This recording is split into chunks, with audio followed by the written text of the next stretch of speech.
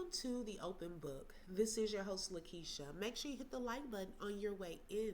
Also, if you would like to support the channel, you're welcome to send a super thanks, buy a coffee, or a Cash App, and those links are in the description field of this video.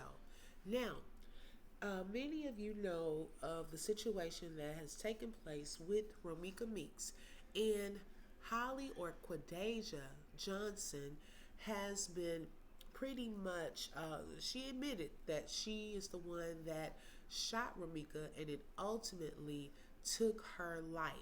Now, one of the things that has been a central focal point in this case is the fact that Quadasia stated that she had a restraining order.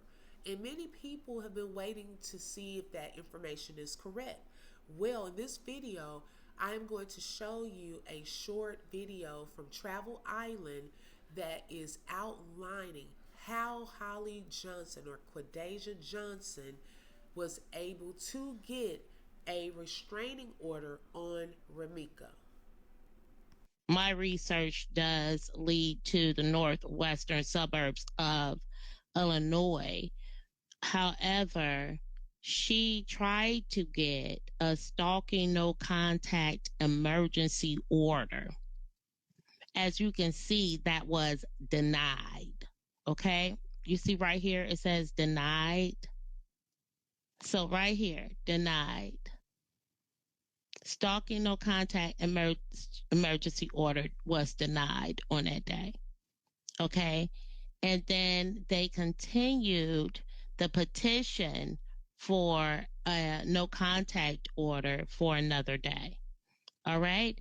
And so they issued the summons out on December 16th. They say they went out to try to give it to Romeca. However, it was returned, not served. Okay. So they continued the hearing and they heard the hearing and they issued an alias summons. Okay. The sheriff went out on January 12th and the summons came back, returned, no service on the 14th. They had another open call court date. Okay. Petition was allowed for a hearing. All right. Then on February 17th, the petition was returned, not served. Okay. They tried to serve her on February the 13th, but she wasn't available. And I will go over that as well. Okay. So they continued the hearing again. All right. All the way out in Skokie without Romeca's knowledge because she hasn't been served. Here we are back on March 17th of 2025. She still has service. The summons are not served, okay? They said they went out on February 25th, all right, and they weren't able to serve because they weren't able to contact her. They go out when they can, they don't have a specific time unless you know when or where the person will be. And so it doesn't sound like Quadasia knew much about Romeca or that Carlos told her much about Romeca because she had to issue, as you see here, March 20th, order for publication. And so that simply means that you put this order of protection in a newspaper or another public publication, that's the word, and that will be considered that person's notice. All right. And so the judge allowed another hearing, okay, on the order, the petition, and then she had to sign, and I mean Quadasia Johnson, had to sign an affidavit for service by publication. And so that's just stating that she's swearing and attesting that she publicized this notice in some kind of newspaper article so that Romeca or anyone else can view or see this. So then you see another continued hearing in May, on May 8th. Okay. And then May 28th, certificate of publication was filed. All right. Then finally, June 13th, 2025, the summons came back served. So Romeca was finally served. Party was served. Okay. So she was served on June 11th, 2025.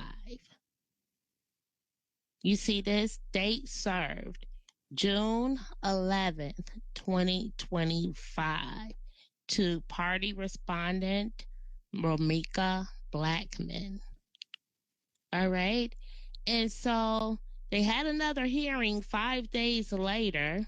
That's not really giving you much time if you're just getting served, on the 11th, you're trying to be somewhere like a week later. And so they extended the no contact order because once you were served, then they considered that, now you're under and have an order once you're served.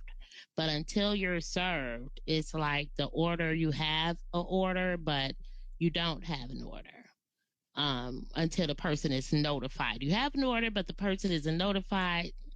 It's not really going to be like, like violations, you know what I mean? But a crime is a crime. But yeah, whatever. Anyway, um, because that's just too much iffy area. So they're expecting her to come out to Skokie, okay, July 14th at this continued hearing. Apparently she missed a hearing, so they had a default judgment put on the order of protection for her to be under this order until July 14th of 2027. Now, a lot of people don't know that all you have to do is petition the court and have the court hear a motion to dismiss this order. Or some people feel like it's no big deal because I'm not going to see her. I don't mess with her. I don't talk to this person or whatever. So it's all real petty. But when people have nefarious things behind what they do, you do not want them to have any type of thinking in their mind, because I've had women do it to me. They have this sick, distorted thing in their mind that they have these papers on you and that they could do whatever and you can't be here, you can't do this, you can't do that. It's not true. You have a right to be in any public place that you're at except for their residence, and then you know where you're not supposed to be. But it gets really dangerous when people who don't mean good go and get these type of orders,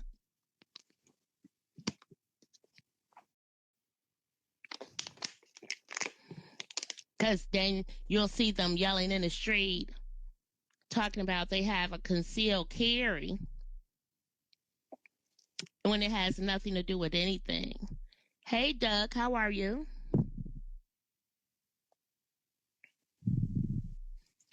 So this is really crazy because again in Illinois you have a duty to retreat unless you're in your home.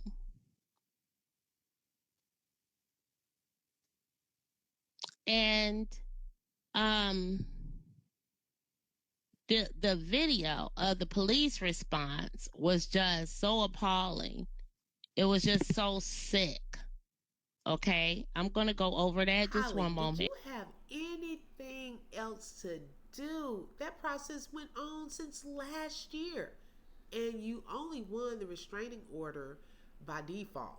Okay, now I believe that the time when um, Carlos was not able to find out where Romeca lived, that's probably why they couldn't find her and serve her. And I'm just curious to know if they served her at work. okay, or in front of the school or something where, he knew where she would be. And also, some other people under the comment sections brought up some good points that the birthday on this order was incorrect, that that was not Romeca's birthday, allegedly.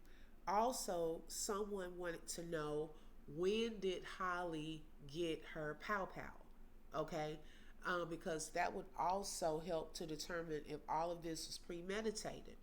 And it's so odd that she had just gotten the restraining order approved, and then a couple of months after that, Romeca gets unalived.